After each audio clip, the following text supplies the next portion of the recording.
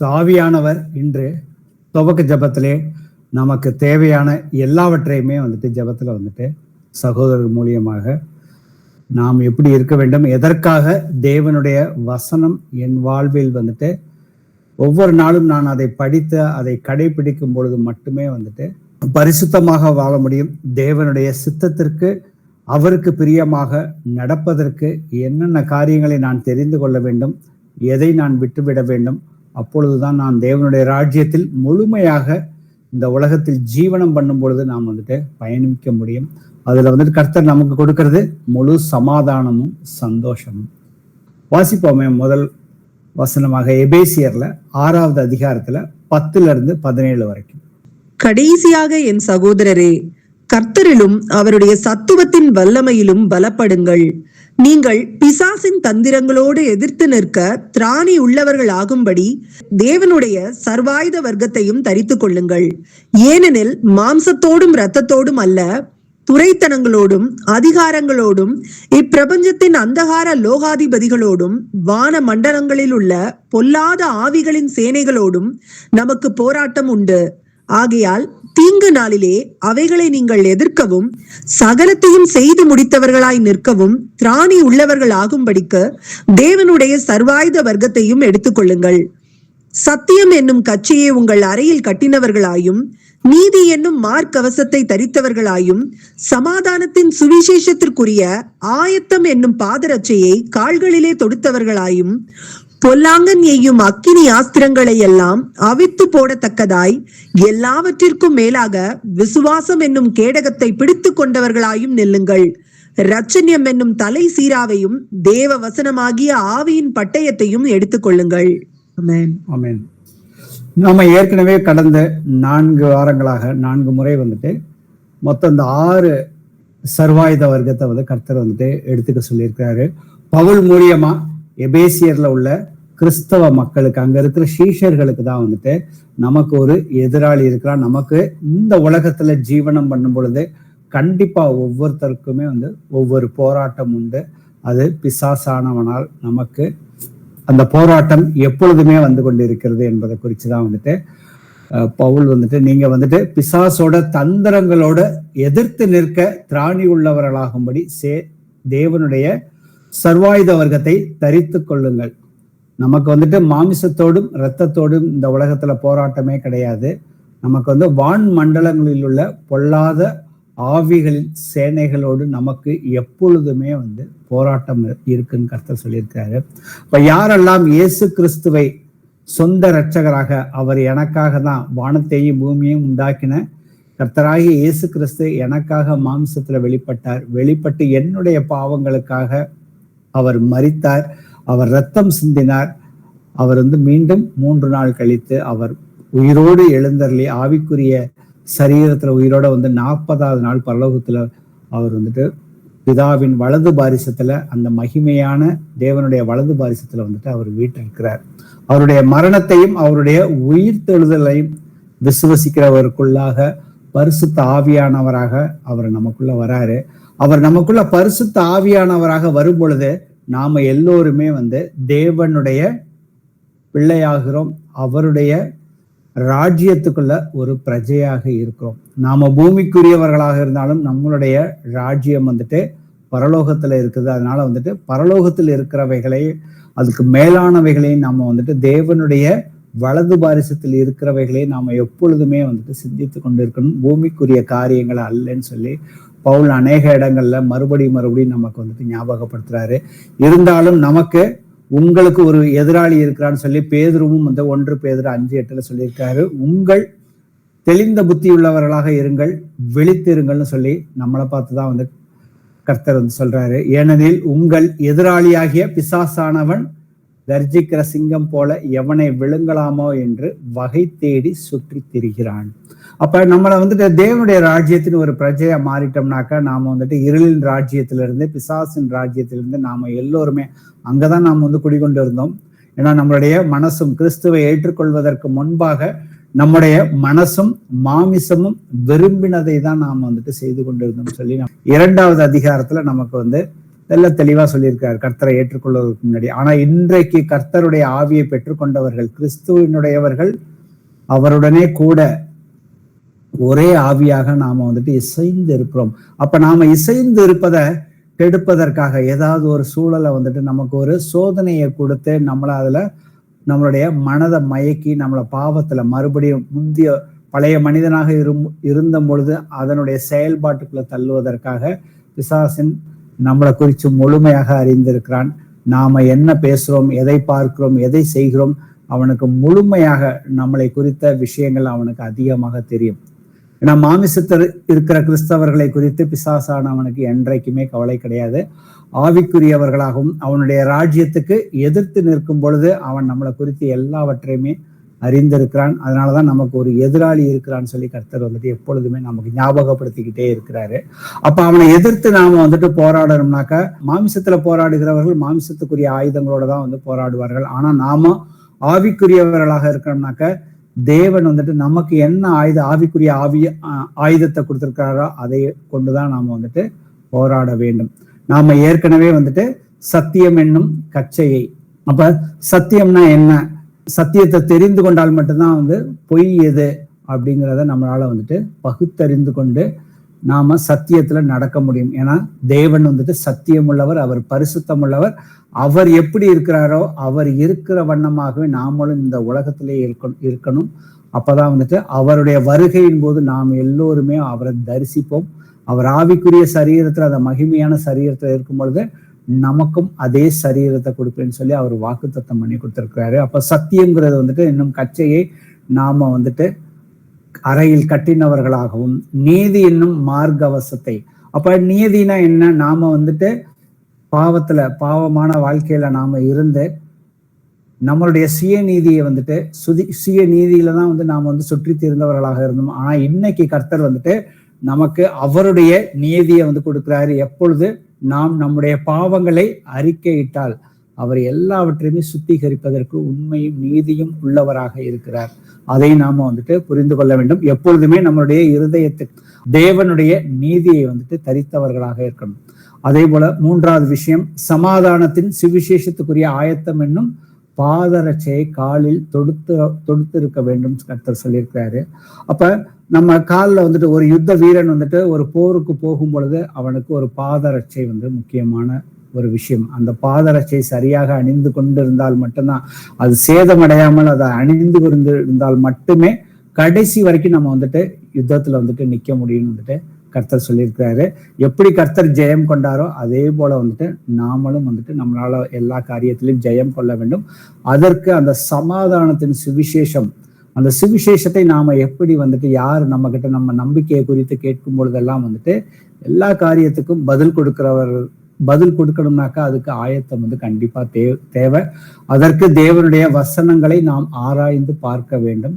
அடுத்த ஒரு விஷயம், இது மூன்று சரியாக இருந்துச்சுன்னா நான்காவது விஷயம் வந்துட்டு விசுவாசம் என்னும் கேடகம். இன்னைக்கு நாம உலகத்துல வாழ்ந்து கொண்டு இருக்கிறப்ப நம்மளை பாவத்துல விழத்தள்ளுறதுக்காக வந்துட்டு தேவனுடைய வார்த்தைக்கு விரோதமான பலவிதமான காரியங்களை பிசாசானவன் வந்துட்டு நம்ம சுத்தி வந்து கொண்டு வருவான். அதை எல்லாத்தையும் நாம வந்து ஏற்றுக்கொள்வதா வேண்டாமா அப்படிங்கிறத நாம தான் முடிவு பண்ண வேண்டும். ஏன்னா கர்த்தருடைய வார்த்தையின் மேல முதல்ல அவன் கொண்டு வரதே வந்துட்டு சந்தேகத்தை தான் வந்துட்டு பிசாசானவன் வந்து எழுப்புவான்.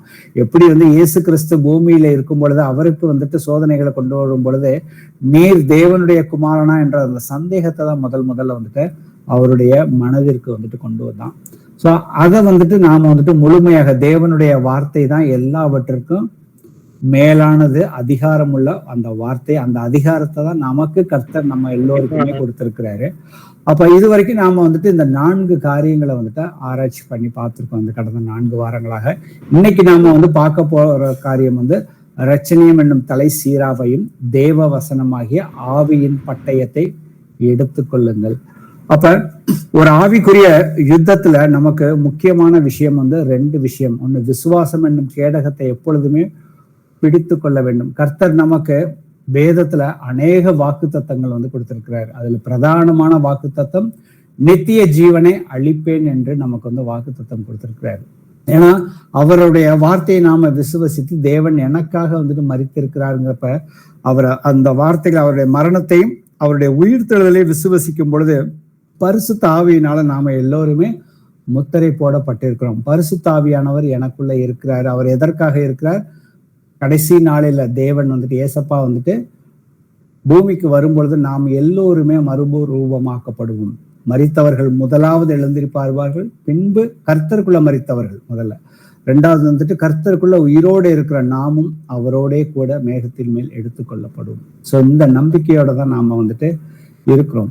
அப்ப தேவன் நமக்கு கொடுத்திருந்த அந்த வார்த்தையின்படி நாம எந்த அளவுக்கு நடக்க முடிகிறதா முடியலையா, அப்படி நாம நடக்க முடியலன்னா நாம எந்த இடத்துல தவறுகிறோம். அப்ப தவறுவதற்கு நாம வந்துட்டு நமக்கு வர சோதனைகள் நம்மளுடைய மாம்ச ரீதியான சோதனைகளா இல்ல பிசாசின் மூலமாக வருகிற சோதனையா அப்படிங்கிறத நாம வந்துட்டு தேவனுடைய சர்வாயுத வர்க்கத்தை வச்சுதான் நாம வந்துட்டு பகுத்தாராய முடியும், அதை எதிர்த்து நிற்கவும் முடியுங்கிறத வந்துட்டு சிந்திச்சு பார்ப்போம். ரோமர்ல 8:37 வாசிப்போம். இவை எல்லாவற்றிலேயும் நாம் நம்மில் அன்பு கூறுகிறவராலே முற்றும் ஜெயம் கொள்ளுகிறவர்களாய் இருக்கிறோமே. ஆமென். இதோ கர்த்தர் வந்து சொல்றாரு, நான் வந்துட்டு இந்த உலகத்துல எப்படி ஜெயம் கொண்டேனோ அதே போல என்னை விசுவசிக்கிறவர்கள் எல்லோருமே வந்துட்டு வெற்றி கொள்வார்கள். பாவத்திலிருந்து அவர்களால் வந்துட்டு மீள முடியும், தன்னுடைய சிந்தனைகளை காத்து கொள்ள முடியும், பிசாசின் தந்திரங்களோட எதிர்த்து நிற்க எப்பொழுதுமே முடியும் சொல்லியிருக்கிறாரு. அதற்கு அடிப்படையா தேவை வந்துட்டு ரட்சணியம் என்னும் தலை சீராவையும் வந்துட்டு சொல்லியிருக்கிறாரு. யுத்த காலத்துல பாத்தீங்கன்னாக்க ஒரு சிப்பாய், ஒரு சோல்ஜருக்கு வந்துட்டு அவன் வந்துட்டு கேடகத்தை, விசுவாசம் என்னும் கேடகம்னு வந்து போட்டிருக்கான். அந்த கேடகத்தை எடுத்துக்கொள்றதுக்கு முன்னாடி வந்துட்டு தலை கவசத்தை வந்துட்டு அணிவதுதான் முறையா இருக்கும். ஆனா இங்க வந்து பவுல் வந்துட்டு தலை கவசத்தை வந்துட்டு முதல்ல வந்து விசுவாசத்தை எடுத்துக்கொள்ளுங்கள், அந்த கேடகத்தை கையில எடுத்துக்கொள்ளுங்கள், அதுக்கப்புறம் தான் வந்துட்டு ரட்சிப்பின் தலை கவசத்தை வந்துட்டு அதை தலையில வந்துட்டு எப்பொழுதும் வைப்பதற்கு முன் அப்படின்னு வந்து சொல்லியிருக்கிறாரு. இப்ப இந்த இடத்துல வந்துட்டு அந்த தலை கவசம், அந்த ரட்சிப்பின் தலை கவசம் அப்படிங்கிறது பாத்தீங்கன்னாக்க அது தலை கவசம்ங்கிறது வந்து ஒரு அடையாளத்தை குறித்து வந்துட்டு பேசுகிறது. மாம்சத்துல பார்த்தோம்னாக்க வீரர்கள் வந்துட்டு தங்களுடைய தலை கவசங்களை கொண்டுதான் வந்துட்டு தங்களுடைய தோழர்களையும் தங்களுடைய சக வீரர்களையும் எதிராளிகளையுமே அவர்கள் வந்துட்டு அடையாளம் வந்துட்டு கண்டுகொள்வார்கள். அப்ப நம்ம ஆவிக்குரிய இந்த யுத்தத்துல, பிசாசோட அந்த யுத்தத்துல இருக்கும் பொழுது நம்மளுடைய அடையாளமே வந்துட்டு கிறிஸ்துவுடன் நம்மை வந்து நாம் அடையாளப்படுத்தி கொள்ள வேண்டும். நமது ரட்சிப்பு கிறிஸ்துவுடன் எந்த அளவுக்கு நாம அடையாளத்தை நாம காண்பிக்கிறோமோ அதை பொறுத்துதான் நாம் வந்துட்டு பிசாசானவனை மேற்கொள்ள முடியும். அப்ப மார்பக கவசத்தை குறித்து நம்ம வந்து தியானிக்கும் பொழுது மார்பக கவசம் நம்மளுடைய இருதயத்தை பாதுகாக்கிறது என்பதை நாம ஏற்கனவே பார்த்தோம். ஆனா தலைக்கவசம் என்பது பாத்தீங்கன்னா நம்மளுடைய தலையை வந்துட்டு பாதுகாக்கிறது. தலைனாக்க அது வந்துட்டு நம்மளுடைய மனதோட வந்துட்டு ஏன்னா நம்மளுடைய மனது, அந்த மூளையில தான் நாம எல்லோருமே, நம்மளுடைய மனது எப்படி வேலை செய்யுது, நாம எதை சிந்திக்கிறோம், நம்மளுடைய கற்பனைகள் என்ன, நம்மளுடைய ஞாபகங்கள் என்ன, நம்மளுடைய உணர்வுகள், இது சம்பந்தமான விஷயங்கள் எல்லாமே வந்துட்டு அந்த மூளையில வந்துட்டு நடக்கக்கூடிய விஷயங்கள். அப்ப இங்க நடக்கக்கூடிய ஆவிக்குரிய போராட்டமே பாத்தீங்கன்னாக்க அதோட போர்க்களமே பாத்தீங்கன்னா நம்மளுடைய மனதை, அந்த மனதும் அந்த மனம் சார்ந்த அந்த எல்லா சம்பவங்களும் தான். இதனாலதான் வந்துட்டு வாசிப்போமே, ரோமர் 12:2 வாசிப்போம். நீங்கள் இந்த பிரபஞ்சத்திற்கு ஒத்த வேஷம் தெரியாமல் தேவனுடைய நன்மையும் பிரியமும் பரிபூரணமுமான சித்தம் இன்னதென்று பகுத்தறியத்தக்கதாக உங்கள் மனம் புதிதாகிறதினாலே மறுரூபமாகுங்கள். ஆமேன். அப்ப நம்மளுடைய போர்க்களமே நம்மளுடைய மனம் தான் அப்படின்னாக்க நம்மளுடைய மனதை வந்துட்டு கண்டிப்பா வந்து பாதுகாக்க வேண்டிய பொறுப்பு நாம ஒவ்வொருத்தருக்குமே இருக்கு. சோ ஒரு யுத்தத்துல வந்து ஒரு வீரன் வந்துட்டு அவன் வந்துட்டு எவ்வளவு தைரியசாலியாக இருந்தாலும் சரி, எவ்வளவு திறமை வாய்ந்தவனாக இருந்தாலும் சரி, அதே போல அவன் வந்துட்டு சிறந்த ஆயுதங்களை அவன் வந்து வைத்திருந்தாலும் அவன் தலையில அடிபட்டு போச்சுனாக்க அவனுடைய தைரியமும் திறமையும் ஆயுதங்களையும் அவன் வந்துட்டு திறம்பட யுத்தத்துல வந்து பயன்படுத்துவது வந்து அவனுக்கு கடினமான காரியமாக இருக்கும். அதே போன்றுதான் ஆவிக்குரிய யுத்தத்துல நாம எல்லோருமே கர்த்தரை ஏற்றுக்கொண்டு கர்த்தருக்காக வந்துட்டு வைராக்கியம் வந்து பாராட்டுறோம். அதே போல கர்த்தருக்காக ஊழியம் வந்துட்டு நாம செய்கிறோம். கர்த்தருக்காக ஊழியம்ங்கிறது பாத்தீங்கன்னா நமக்கு வந்து சுவிசேஷம் மற்றவர்களுக்கு போய் சொல்லுகிறோம், நோயுற்றவர்களுக்காக ஜெபம் பண்ணுகிறோம், மற்றவர்களுக்கு உதவி செய்கிறோம், இது எல்லா காரியங்களையும் செய்கிறோம். அதே போல எவ்வளவோ ஊழியக்காரர்கள் இருக்கிறாங்க. இன்னைக்கு சில பேர், நிறைய பேர் வந்துட்டு பின்வாங்கி போயிருக்காங்க. அதற்கு அடிப்படையான பாத்தீங்கன்னாக்கா அவர்களுடைய மனதில் ஏற்பட்ட காயங்கள், அதை வந்துட்டு அவர்கள் வந்துட்டு அனுமதித்திருக்கிறார்கள். அவர்கள் பின்வாங்கி போனதற்கு காரணம் வந்துட்டு அவர்கள் தங்களுடைய மனதை வந்துட்டு அதற்கு தேவனுடைய வசனத்திற்கு சோர்ந்து போயிருக்கிறார்கள். அதற்கு காரணம் வந்து நிறைய சொல்லலாம். ஒவ்வொருத்தருக்கும் ஒவ்வொரு அனுபவங்கள் இருக்கலாம். ஒன்று மன சோர்வாக இருக்கலாம், இல்லது மற்றவர்கள் வந்து மற்ற கிறிஸ்தவர்களுடைய சகோதரர்களுடைய செயல்பாடுகள், அவர்களுடைய அவிவிசுவாசத்தின் காரணமாக, வசனத்தை புரட்டி போடுவதன் காரணமாக, இதற்கு மேல என்னால வந்துட்டு என்ன செய்யறது அப்படிங்கிற மாதிரி நிறைய பேர் வந்துட்டு இன்னைக்கு ஊழியம் பார்க்கறதவே வந்துட்டு விட்டு விட்டார்கள். ஒரு 2-3 வாரங்களுக்கு முன்பாக நான் ஒரு சகோதரரை வந்துட்டு ஒரு கடையில வந்துட்டு ஒரு வாட்ச்மேனா இருந்தாரு. அவரை பார்த்து இயேசு கிறிஸ்துவ குறித்து வந்துட்டு அவரும் சபைக்கு போய் கொண்டிருக்கிறவர் தான். அவரை குறித்து நாங்க பேசிக்கிட்டு இருந்தப்ப கர்த்தருக்கு எப்படி ஊழியம் பார்க்கறது, நம்ம நோய்களை குணமாக்கக்கூடிய அதிகாரம்லாம் இருக்குது, இந்த காரியங்களை சொல்லும் பொழுது அவர் ஒரு 60 வயது உள்ள சகோதரர் தான். நான் வந்து சில பேர்த்துக்கு ஜெபம் பண்ணி மரித்தவர்களை வந்துட்டு உயிரோட கொண்டு வந்திருக்கிறேன்னு சொன்னாரு. இப்ப என்ன பண்ணிக்கிட்டு இருக்கீங்க அப்படின்னு பார்த்தாக்க, என்ன நிறைய பேர் வந்துட்டு போதகர்கள் வந்துட்டு என்னை பயன்படுத்தி ஏமாத்திட்டாங்க அப்படின்னு அவர் வந்துட்டு சோர்வடைஞ்சு அவருடைய பிள்ளைகள் கூட இன்னும் வந்துட்டு ரட்சிப்புக்குள்ள வர முடியாத சூழல்ல வந்துட்டு நிறைய உண்மை கிறிஸ்தவர்கள் வந்துட்டு இருக்கிறார்கள். ஸோ பிசாசானவன் தந்திரமாக ஏதாவது ஒரு வழியில வந்துட்டு நம்மளை வந்துட்டு சோர்வடைய செய்வான். அப்ப சோர்வடைய செய்யும் பொழுது வாசிப்போமே ஏசாயா 61:3. சீயோனிலே துயரப்பட்டவர்களை சீர்படுத்தவும், அவர்களுக்கு சாம்பலுக்கு பதிலாக சிங்காரத்தையும், துயரத்துக்கு பதிலாக ஆனந்த தைலத்தையும், ஒடுங்கின ஆவிக்கு பதிலாக துதியின் உடையையும் கொடுக்கவும் அவர் என்னை அனுப்பினார். அவர்கள் கர்த்தர் தம்முடைய மகிமைக்கென்று நாட்டின நீதியின் விருட்சங்கள் எண்ணப்படுவார்கள். ஆமென். இந்த வசனத்தை பாத்தீங்கன்னாக்க கவனிச்சு பாத்தீங்கன்னாக்க, ஒடுக்கின ஆவிக்கு பதிலாக துதியின் உடையையும் கொடுக்கவும். நாம கர்த்தருக்காக வைராக்கியமா ஊழியம் பார்த்துட்டு இருக்க, அப்ப நமக்கு எப்படிதான் ஏதாவது ஒரு விதத்துல வந்துட்டு ஒரு சோர்வு நம்மளை வந்து ஆட்கொள்ளும். சொல்லலாம் இந்த சோர்வு வந்து பாத்தீங்கன்னா அதை வந்துட்டு நாம ஆவியின் பட்டயத்தை, அந்த வசனங்களை வச்சு, சத்தியத்தை வச்சு நாம வந்துட்டு பகுத்தாரியத்தின், எனக்கு இந்த சோர்வு வந்துட்டு என்னுடைய மாம்ச பலவீனத்துல வந்ததா இல்ல வேறு எங்கிருந்து வந்தது அப்படிங்கிறத, அந்த தோற்றத்தை நாம முதல்ல வந்துட்டு கண்டுபிடிக்கணும். அப்ப நமக்கு மாமிசத்துல இருந்து இந்த சோர்வு வரல, என்னுடைய செய்கைகள் மூலியமா அந்த சோர்வு வரலைனாக்க, பிசாசானவன் வந்துட்டு நம்மளை வந்துட்டு சோர்வை வந்துட்டு ஆவிக்குரிய ரீதியில வந்துட்டு கொண்டு வர முடியும். நம்ம ஊழியத்துல வந்துட்டு அடுத்த லெவலுக்கு போக விடாம அவனால வந்துட்டு தடுக்க முடியும். ஸோ அந்த நேரத்துல கர்த்தர் வந்துட்டு இந்த வசனத்தை நல்லா யோசிச்சு பார்த்தீங்கன்னா, இங்கிலீஷ்ல பாத்தீங்கன்னா, the spirit of the heaviness, ஒடுக்கின ஆவிக்கு பதிலாக துதியின் உடையவும் கொடுக்கணும்னு சொல்லியிருக்கிறாரு. கொடுப்பேன்னு வந்து கர்த்தர் சொல்லியிருக்காரு. அப்ப பாத்தீங்கன்னா நம்ம ஆவியின் பட்டயத்தை பயன்படுத்தி அந்த சோர்வை கொடுக்குற அசுத்தாவியை நம்மை விட்டு வெளியே போகணும் வந்துட்டு சொல்றதுக்கு நாம எப்பொழுதுமே வந்துட்டு ஆயத்தமாக இருக்க வேண்டும். அந்த ரட்சிப்பின் தலை சீராவை நாம எப்பொழுதுமே தரித்து கொள்ள வேண்டும். அப்படின்னாக்க இன்னைக்கு பவுல் வந்துட்டு இந்த 6 சர்வாயுத வர்க்கங்களை யாருக்கு எழுதியிருக்காரு? கிறிஸ்தவர்களுக்கு தான் எழுதியிருக்காரு. அப்ப நாம எல்லோருமே இயேசுவின் நாமத்தினால ஞானஸ்தானம் எடுத்து இயேசு கிறிஸ்துவின் ஆவியை பெற்றுக்கொண்டு ரட்சிப்புக்குள்ள இருக்கிறோம்னாக்க நமக்கு தலை சீரா எப்பொழுதுமே ஆட்டோமேட்டிக்கா இருக்குமா அப்படின்னு பார்த்தோம்னாக்க அது ஒரு கேள்விக்குறிதான். அதுக்கு ஒரு வசனத்தை நம்ம வந்து வாசிப்போமே, 1 தெசலோனியர் 5:8. பகலுக்குரியவர்களாகிய நாமோ தெளிந்தவர்களாய் இருந்து விசுவாசம், அன்பு என்னும் மார்க்கவசத்தையும் ரட்சிப்பின் நம்பிக்கை என்னும் தலை சீராவையும் தரித்து கொண்டிருக்க கடவோம். ஆமென். சோ வெளிச்சத்தின் பிள்ளைகளாகிய நாம எல்லோருமே ரட்சிப்பின் நம்பிக்கை என்னும் தலை சீராவை தரித்து கொண்டிருக்க கடவும் போட்டிருக்கு. அப்ப இது வந்து நம்ம ஞானஸ்தானம் நம்ம எடுத்துட்டப்ப ஆட்டோமேட்டிக்கா தலை சீரா நமக்கு வந்துட்டு வராது. அது நம்ம கையில தான் இருக்குது. அதை வந்து எப்பொழுதுமே வந்துட்டு தரித்து கொண்டு இருக்க வேண்டும். இது ஒரு முக்கியமான விஷயம். அப்ப நம்மளுடைய மனதை பாதுகாப்பதற்கு நம்பிக்கை வந்துட்டு அவசியம். நம்மளுடைய இருதயத்தை பாதுகாப்பதற்கு விசுவாசம் வந்து அவசியம்.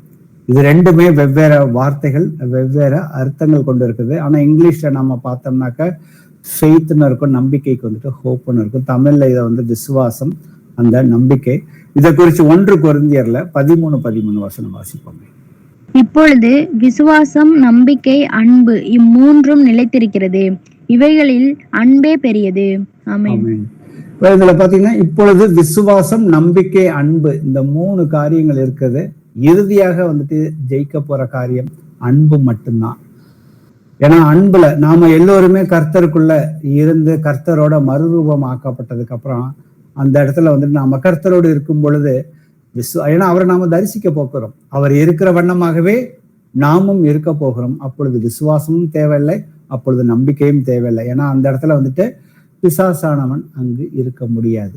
தேவன் இருக்கிற இடத்துல அந்த இடத்துல அன்பு ஒன்றுதான் நிலைத்திருக்க போகிறது. ஆனா நாம இன்னைக்கு இந்த பூமியில இருக்கிறோம், பூமிக்குரியவர்களாக இருக்கிறோம். ஆனா நாம எல்லோருமே பரலோக பிரஜைகளாக இருக்கிறோம். அப்படின்னா அந்த விசுவாசம்னா என்ன, நம்பிக்கைனா என்ன?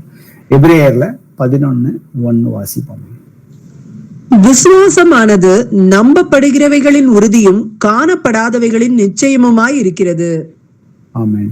அப்ப விசுவாசமானது நம்பப்படுகிறவைகளின் உறுதியும். கர்த்தராகிய இயேசு கிறிஸ்து எனக்காக அவர் வந்துட்டு வானத்தையும் பூமியும் உண்டாக்கினவர். அவர் மரித்தார், அடக்கம் பண்ணப்பட்டார், இன்றைக்கு பரலோகத்துல வந்துட்டு வீற்றிருக்கிறார். அவர் எனக்குள்ளாக இருக்கிறார். சோ இதுதான் வந்துட்டு நம்பப்படுகிறவர்களின் உறுதியும். இந்த சத்திய சுவிசேஷத்தை நாம கேட்டதுக்கு அப்புறம் பரிசுத்த ஆவியினால வந்துட்டு முத்திரை போடப்படுகிறோம். எப்படி விசுவாசம் ஒரு மனுஷனுக்குள்ள வந்துட்டு வளர்கிற விசுவாசமா இருக்கும்னாக்க, விசுவாசம் கேள்வியினாலே வரும், கேள்வி தேவனுடைய வசனத்தினாலே வரும் அப்படின்னு சொல்லியிருக்குது. வாசிப்போமே ரோமர்ல 10வது அதிகாரத்துல 9-10. ஏனென்றால் கர்த்தராகிய இயேசுவை நீ உன் வாயினாலே அறிக்கையிட்டு தேவன் அவரை மரித்தோரிலிருந்து எழுப்பினார் என்று உன் இருதயத்திலே விசுவாசித்தால் ரட்சிக்கப்படுவாய். நீதி உண்டாக இருதயத்திலே விசுவாசிக்கப்படும், ரட்சிப்புண்டாக வாயினாலே அறிக்கை பண்ணப்படும். ஆமென். ஆமென். அப்ப நம்ம கர்த்தரை விசுவசித்து அவரை மரித்தோரிலிருந்து எழுப்பினார் என்று உன் இருதயத்திலே விசுவசித்தால் ரட்சிக்கப்படுவாய்ன்னு ஒரு வசனம் இருக்கு. அப்ப நான் கர்த்தரை விசுவசிக்கிறேன்னா அதற்கு அடையாளம் காட்டுவதுதான் வந்துட்டு மிக முக்கியமான காரியம். நான் வந்துட்டு ஞானஸ்தானம் எடுத்துட்டேன் அப்படின்னு சொல்லிட்டு அமைதியா இருந்து, ஏன்னா விசுவசித்தால் நம்ம வந்துட்டு என்ன பண்ணணும்னாக்க ரட்சிப்பு உண்டாக வாயினாலே அறிக்கை பண்ண வேண்டும். நம்ம ஞானஸ்தானத்துல நம்மளுடைய விசுவாசத்தை நாம அறிக்கை செய்கிறோம். அதுக்கப்புறம் ஞானஸ்தானம் பெற்றுக்கொண்டதுக்கு அப்புறம் இன்னைக்கு எல்லாம் நம்ம வந்துட்டு அவருடைய ஆவியினாலே வழிநடத்தப்படுகிறவர்களாக இருந்தோம்னாக்க கண்டிப்பா வந்துட்டு நம்மளுடைய விசுவாசத்தை குறித்து மற்றவர்களிடத்துல எடுத்து அவர்களை வந்துட்டு பிசாசின் மற்ற புறஜாதியார கர்த்தரை விட்டு அவிவிசுவாசத்துல பின்வாங்கினவர்களை எல்லோரையுமே வந்துட்டு நாம வந்து அந்த விசுவாசத்துக்குரிய இயேசு கிறிஸ்துவினுடைய அந்த வாக்கு தத்தங்களை அதை எல்லாவற்றையும் அவர்களுக்கு எடுத்து சொல்லி, சாட்சியோட எடுத்து சொல்லி அவர்களை மறுபடியும் தேவனுடைய ராஜ்யத்துக்குள்ள கொண்டு வருவதற்கு நாம கண்டிப்பா வந்துட்டு ஏதாவது ஒரு வழியில வந்துட்டு தேவன் நம்ம ஒவ்வொருவரையுமே வந்துட்டு பயன்படுத்துவார். ஏன்னா நாம வந்துட்டு அனல் உள்ளவர்களாக தான் வந்து கர்த்தர் வந்துட்டு இருக்க சொல்லியிருக்காரு. அப்ப விசுவாசங்கிறது வந்துட்டு நாம வந்துட்டு நம்பப்படுகிறவர்கள் உறுதியாக இருக்கிறது. அதே சமயத்துல அந்த விசுவாசம் காணப்படாதவைகள் நிச்சயமாக இருக்கிறது. அப்ப முதல்ல வந்துட்டு நித்திய ஜீவனை அளிப்பேன் என்பதை அவர் நமக்கு செய்த வாக்கு தத்தம். அதை நல்லா நாம வந்துட்டு புரிந்து கொள்ள வேண்டும். நித்திய ஜீவனை குறித்து நாம வந்துட்டு இன்னும் வந்துட்டு அது எப்படி இருக்கும் அப்படிங்கிறது நமக்கு என்னைக்குமே தெரியாது. ஆனா கர்த்தர் வந்துட்டு கண்டிப்பா வந்துட்டு நமக்காக ஏதோ ஒண்ணு ஆயத்தம் பண்ணியிருக்காருன்னு சொல்லி ஏகப்பட்ட வசனங்கள் இருக்கு. அவர் ஏகப்பட்ட வசனங்கள், ஏகப்பட்ட வாக்கு தத்தங்கள் நமக்கு வந்துட்டு கொடுத்திருக்காரு.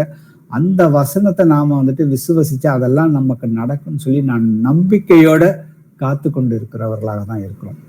அப்ப நம்மளுடைய நம்பிக்கை தான் வந்துட்டு தலைசீராவை நீங்க அணிந்து கொள்ளுங்கன்னு சொல்லியிருக்காரு. நமக்கு நம்பிக்கை இல்லாம நாம முழுமையாக இந்த ஆவிக்குரிய யுத்தத்துல வெற்றி கொள்ள முடியாதுங்கிறதை நாம வந்து புரிந்து கொள்ள வேண்டும். வாசிப்போமே ரோமர்ல 8:28. அன்றியும் அவருடைய தீர்மானத்தின்படி அழைக்கப்பட்டவர்களாய் தேவனிடத்தில் அன்பு கூறுகிறவர்களுக்கு சகலமும் நன்மைக்கு ஏதுவாக நடக்கிறதென்று அறிந்திருக்கிறோம். ஆமென். அவருடைய தீர்மானத்தின்படி அழைக்கப்பட்டவர்களாகி தேவனிடத்தில் அன்பு கூறுகிறவர்களுக்கு. அப்ப நாம இன்னைக்கு எல்லாருமே வந்துட்டு அவர் நம்மை தான் வந்து தெரிந்து கொண்டார். நம்மளை எதற்காக தெரிந்து கொண்டார்? நாம் அவருக்கு மிகுந்த கனிகளை கொடுப்பதற்காக, அந்த ஆவியின் கனி, மனமாடுதலுக்குரிய கனி, ஆத்தும கனிகளை கொடுப்பதற்காக தான் அவர் வந்துட்டு நம்மை அழைத்திருக்கிறார். அவருடைய தீர்மானத்தின்படி நாம ஒவ்வொருவரையுமே அழைத்திருக்கிறார். அப்ப நாம அந்த பயணத்துல நாம சென்று கொண்டிருக்கிறப்ப நமக்கு நன்மையான காரியங்களும் நடக்கலாம், தீமையான காரியங்களும் நடக்கலாம். அப்ப நாம எந்த விதத்திலையும் வந்துட்டு சோர்வடையக்கூடாது. நம் வாழ்வில் நடக்கும் அனைத்தும் நம் நன்மைக்காக தான் வந்துட்டு தேவன் வந்துட்டு ஒன்றிணைக்கப்பட்டிருக்கின்றன. ஸோ இதை குறித்து நம்ம வந்து பழைய ஏற்பாட்டுல நிறைய எக்ஸாம்பிள்ஸ் வந்து பார்க்கலாம். யோசேப்பு பார்த்தீங்கன்னா கர்த்தர் அவனுக்கு ஒரு வாக்குத்தத்தம் பண்ணி கொடுத்திருந்தாரு. ஆனா அதற்கப்புறம் வந்து அவர்களுடைய சகோதரர்களால் அவர் வஞ்சிக்கப்பட்டு, அவர் விற்கப்பட்டு, அதுக்கப்புறம் போய் ஜெயிலில் போய் இருந்து அவருக்கு கர்த்தர் வந்துட்டு அந்த நேரங்கள்ல அவர் கூடயே இருந்து நிறைய வந்து கற்றுக் கொடுத்தாரு.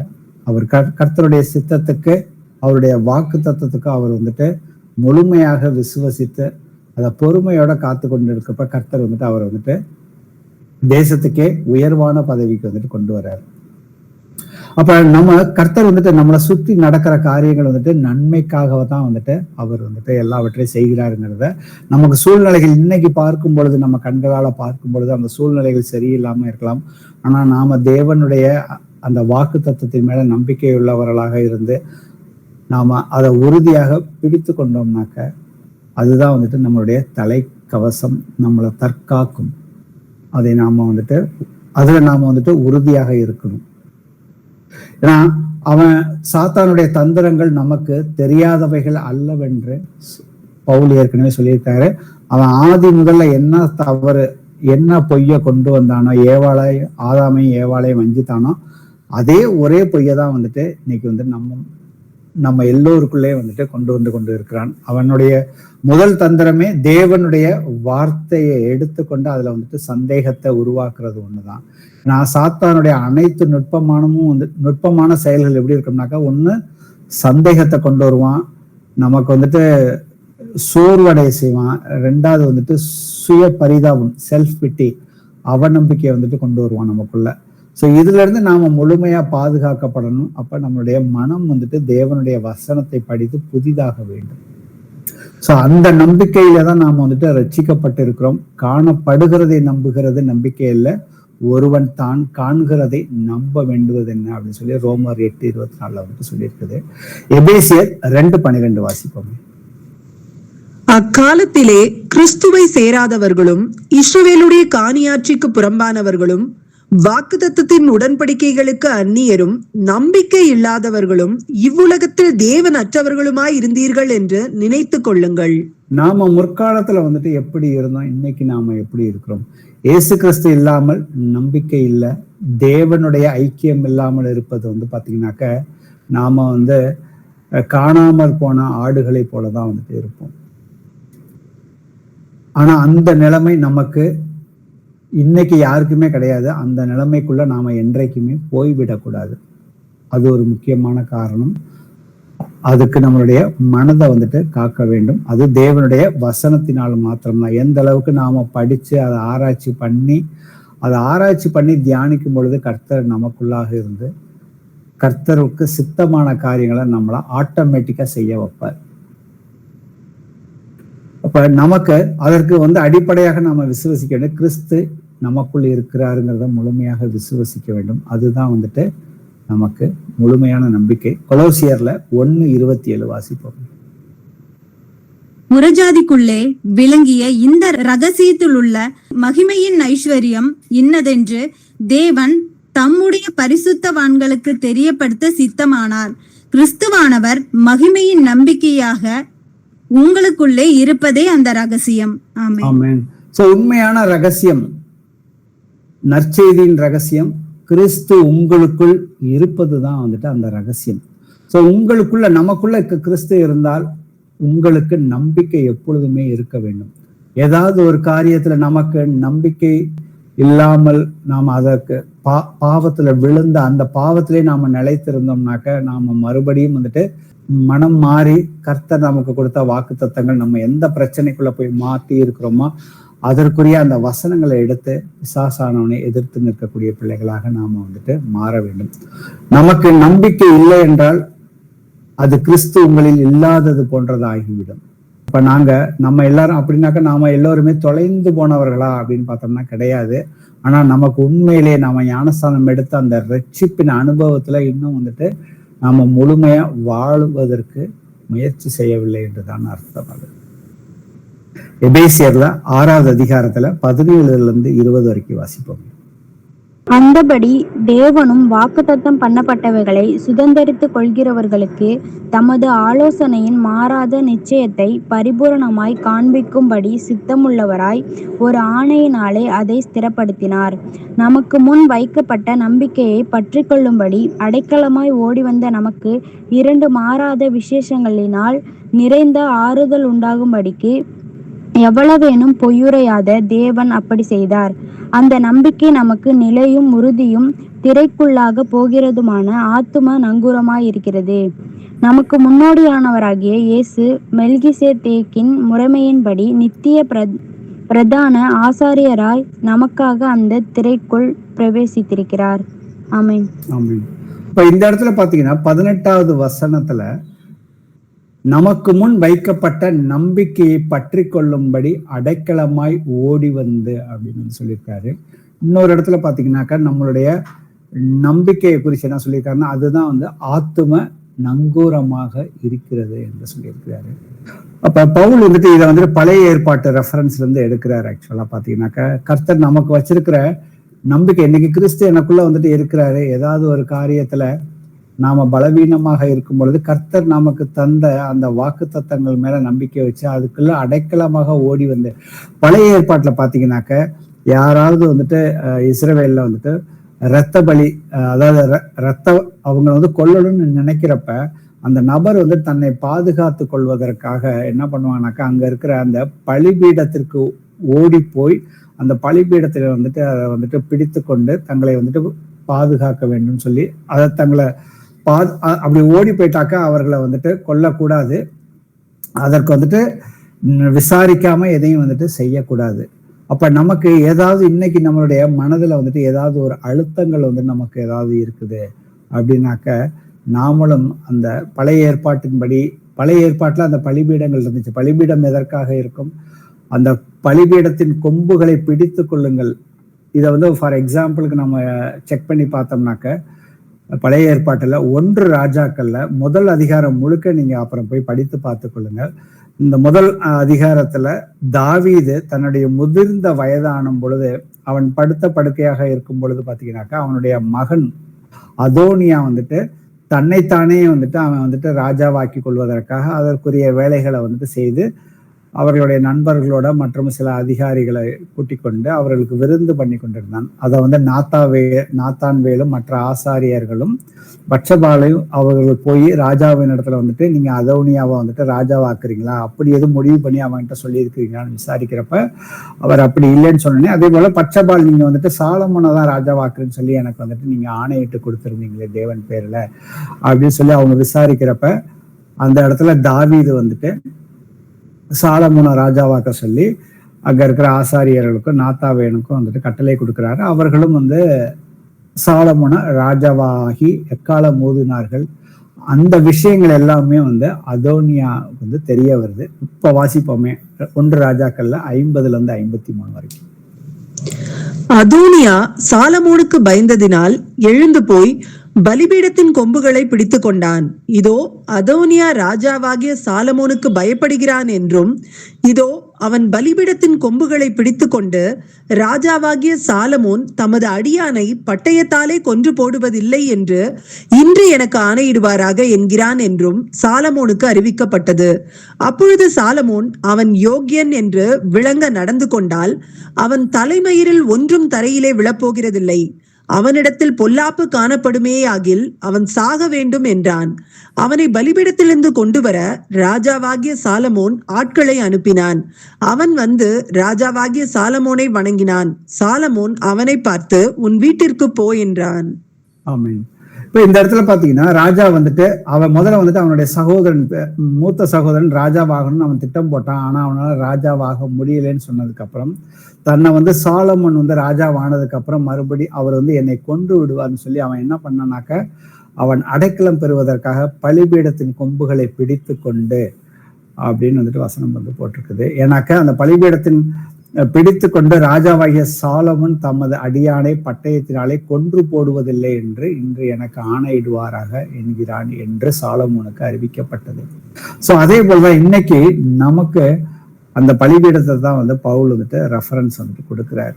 நாம அந்த பலிபீடத்துல வந்துட்டு பாவத்திற்காக இரத்த பலிகளை வந்துட்டு ஆடு மாடுகள் அன்னைக்கு வந்துட்டு பலி செய்தார்கள். அதே போலதான் வந்து நமக்கு இன்னைக்கு வந்துட்டு நாம ஏதாவது ஒரு காரியங்கள்ல மனம் திரும்பாமல் பிசாசின் கண்ணியில வந்துட்டு பிடிபட்டவர்களாக இருந்தோம்னாக்கா நாம வந்துட்டு மனம் திரும்பினோம்னா கர்த்தர் ஏற்கனவே நம்முடைய பாவங்களை வந்துட்டு மன்னிக்கிறதற்கு அவர் உண்மையும் நீதியும் உள்ளவராக இருக்கிறார். அதுக்கு அடுத்தது பாத்தீங்கன்னா அந்த நம்பிக்கையை குறித்து அது வந்துட்டு ஆத்தும நங்கூரமாக இருக்கிறதுன்னு வந்துட்டு சொல்லியிருக்கிறாரு. நாம இந்த உலகத்துல வாழ்ந்து கொண்டு இருக்கிறோம். எப்படி வந்து ஒரு கடல்ல வந்துட்டு கப்பல் வந்துட்டு பயணிக்கும் பொழுது அந்த கப்பலை நிறுத்துவதற்கு வந்துட்டு நங்கூரம் வந்துட்டு எந்த அளவுக்கு வந்துட்டு முக்கியமோ, அந்த நங்கூரம் ஒழுங்கா வேலை செய்தால்தான் அந்த கப்பல் வந்துட்டு சரியான திசைக்கு திரும்ப முடியும். அதே போல எந்த இடத்துல நிறுத்த முடியுமோ அதை வந்துட்டு நிறுத்த முடியும். அதே போலதான் நாம வந்துட்டு இந்த தற்காலிகமான இந்த உலகத்துல வந்துட்டு ஒரு நிலையற்ற நம்ப முடியாத எல்லா சூழ்நிலைகளும் மாறக்கூடியதாக இருக்குது. குறிப்பாக இந்த இறுதி காலகட்டத்துல கடந்த 4 ஆண்டுகளாக இந்த உலகத்துல நடக்கிற நிகழ்வுகளுக்கும் இப்பொழுது நம்ம நியூஸ் பார்க்குறவங்களுக்கு எல்லாமே தெரியும். உலகம் முழுக்க நடக்கக்கூடிய அந்த போர் சூழல்கள், அந்த எக்கனாமிக் ப்ரெஷர் வருது, ஒரு நாடு வந்துட்டு இன்னொரு நாடு மேல போடுற வரிகள், நாளைக்கு என்ன நடக்க போகுது, எப்ப யுத்தம் ஆரம்பிக்க போகுது, அந்த நிலையற்ற நிலைமையில தான் நாம வந்துட்டு இருக்கிறோம். ஆனா கிறிஸ்தவர்களாகிய கிறிஸ்து நமக்குள்ள நம்பிக்கையா இருக்கிறாரு. ஏன்னா நமக்குள்ள இருக்கிறாருங்கிறத நாம வந்து எப்பொழுதுமே வந்துட்டு அந்த பிரசன்னத்துல நாம வந்துட்டு உணர வேண்டும். அதை எப்ப நாம உணர முடியும்னாக்கா நாம அவருக்குரிய காரியங்களை செய்து பாவத்தை விட்டோடி இருக்கும் பொழுது அதை நாம வந்துட்டு உணர்ந்து கொள்ள வேண்டும். நாம அவருடைய வார்த்தைகளை நாம தியானிக்கும் பொழுது அந்த முழு பாதுகாப்பு எப்பொழுதுமே நமக்கு வந்துட்டு உண்டு என்பதை நாம வந்துட்டு நம்ப வேண்டும். அது முக்கியமான ஒரு காரியம். ஸோ நம்மளுடைய நம்பிக்கை வந்துட்டு எப்படி இருக்கணும்னாக்கா நங்கூரம் போல வந்துட்டு இருக்க வேண்டும். எபிரேயர்ல 10:23 வாசிப்போம். அல்லாமலும் நம்முடைய நம்பிக்கை அறிக்கையிடுகிறதில் அசைவில்லாமல் உறுதியாய் இருக்க கடவோம். வாக்கு தத்தம் பண்ணினவர் உண்மையுள்ளவராய் இருக்கிறாரே. ஆமென். ஆமென். சோ வாக்கு தத்தம் பண்ணினவர் உண்மையுள்ளவராக இருக்கிறாரே. யார் வாக்கு தத்தம் பண்ணி கொடுத்திருக்காரு? நம்மளுடைய ஃப்ரெண்ட்ஸா? கிடையாது. நம்மளுடைய உற்றார் உறவினர்கள், மாம்சத்துல இருக்கிறவங்க வாக்கு தத்தம் நிறைய பண்ணி கொடுப்பாங்க. ஆனா எதையும் வந்துட்டு முழுமையாக செய்வது கிடையாது யாருமே. ஆனா நமக்கு வாக்கு தத்தம் பண்ணி கொடுத்தவர் அவர் ஒரு மனிதர் அல்ல. அவர் மனம் மாறுவதற்கு அவர் ஒரு மனிதரும் அல்ல. அவர் வந்து வானத்தையும் பூமியையும் உண்டாக்கினவர். அவர் ஒரே ஒரு காரியத்துக்காக மட்டும்தான் வந்துட்டு மனம் மாறுவாரு. நாம் நம்முடைய பாவங்களை நாம் அறிக்கை செய்து நாம் மனம் மாறும் பொழுது நம்மேல் வரக்கூடிய அந்த எல்லா ஆக்கினையிலிருந்து கர்த்தர் நம்மளை விடுவித்து நம்மை காப்பதற்கு வல்லவராக இருக்கிறார். இப்போ இதே போலதான் வந்துட்டு யோனா புஸ்தகத்துல நாம வந்துட்டு படித்து பார்த்தோம்னாக்கா அந்த பட்டணத்திற்கு, நினிவே பட்டணத்திற்கு ஏற்படக்கூடிய காரியங்களை எல்லாம் யோனா மூலியமா வந்துட்டு கர்த்தர் வந்துட்டு அவர்கள் வந்துட்டு மனம் மாறணும். அவர்கள் மனம் மாறினால் அவங்க 40 நாளைக்குள்ள மனம் மாறணும். அந்த 40 நாளைக்கு அதுக்கப்புறம் தண்டனையை கொடுப்பேன்னு சொல்லி யோனா மூலியமா வந்துட்டு அந்த நினிவே பட்டணத்துக்கு வந்து அவர் வந்துட்டு சொல்லி அனுப்புறாரு. இதை சொல்லி அனுப்புனதுக்கு அப்புறம் அங்க போய் நினிவே பட்டணத்துல போய் அவர் வந்துட்டு கர்த்தர் சொன்ன காரியங்களை வந்து யோனா வந்து சொல்றாரு. அதுக்கப்புறம் யோனா வந்துட்டு வெயிட் பண்றாரு. ஏன்னா அது வந்து ஒரு விக்கிரக தேசமா இருந்துச்சு. அங்க எல்லோருமே கர்த்தருடைய வார்த்தையை கேட்டதுக்கு அப்புறம் அவர்கள் எல்லோருமே மனம் மாறி ரெட்டுடுத்தி உபவாசம் இருந்தார்கள், மிருகங்கள் வரைக்கும். அப்ப கர்த்தர் வந்து அவர்கள் மேல வரப்பண்ண போவதாக சொன்ன அந்த ஆக்கினை தீர்ப்பு அவர்கள் மேல வந்துட்டு வரவில்லை. ஏன்னா கர்த்தர் வந்துட்டு அவர்களுடைய இருதயத்தை பார்த்தார். அவர்கள் எல்லோருமே தங்களுடைய கிருகைகளில் இருந்து விட்டு மனம் மாறினார்கள். அதுக்கு புதிய ஏற்பாட்டுல மத்தேயுல 12ஆம் அதிகாரத்துல வந்துட்டு கடைசி நாட்கள் நியாய தீர்ப்பு நாளுகள்ல வந்துட்டு நினிவே பட்டணத்தினார்கள் உங்களுக்கு எதிராக அவர்கள் வந்துட்டு நியாயம் தீர்ப்பு சொல்லுவார்கள்னு சொல்லி கர்த்தரே வந்துட்டு பேசியிருக்கிறார்கள். அப்ப கர்த்தர் வந்துட்டு எப்படி வந்துட்டு மனம் எந்த காரியத்துல வந்துட்டு அவர் மனம் மாறுவாருங்கிறது நாம அறிந்திருந்தோம் என்றால் நம்முடைய கிரிகைகளை நாம வந்துட்டு ஆராய்ந்து பார்க்கிற பிள்ளைகளாக இருக்க வேண்டும். அப்பொழுதுதான் நாம் வந்து முழு நம்பிக்கையில எப்பொழுதுமே நடக்க முடியும். அப்படி இல்லைனாக்க பிசாசானவன் நம்மளை எளிமையாக மேற்கொண்டு விடுவான். அப்ப நம்மளுடைய தலையில அடிபட்டுச்சுனாக்க எப்படி நாம வந்துட்டு இன்னைக்கு நார்மலா நம்ம வந்துட்டு ஒரு வேலைகளை செய்யும் பொழுது தலையில ஏதாவது அடிபட்டுச்சுனாக்கா நம்மளால வந்துட்டு மற்ற வேலைகளை செய்யவே முடியாது. அதே போலதான் நம்மளுடைய மனதுல வந்துட்டு பிசாசானவன் சோர்வையும் காயங்களையும் அவன் வந்து கொண்டு வந்து உருவாக்கி விட்டான் என்றால் நாம வந்து தேவனுடைய ராஜ்யத்துக்குரிய காரியங்கள்ல முழுமையாக ஈடுபடுவது வந்துட்டு ஒரு கடினமான ஒரு காரியமாக இருக்கும். அப்ப அதற்கு வந்துட்டு நம்முடைய நம்பிக்கையை அறிக்கையிடுகிறதில் அசைவில்லாமல் இருக்க வேண்டும் சொல்லியிருக்கிறாரு. மார்க்ல 8:38 வாசிப்போம். ஆதலால் விபச்சாரமும் பாவமும் உள்ள இந்த சந்ததியில் என்னை குறித்தும் என் வார்த்தைகளை குறித்தும் எவன் வெட்கப்படுவானோ அவனை குறித்து மனுஷகுமாரனும் தமது பிதாவின் மகிமை பொருந்தினவராய் பரிசுத்த தூதர்களோட கூட வரும்போது வெட்கப்படுவார். ஆமென்.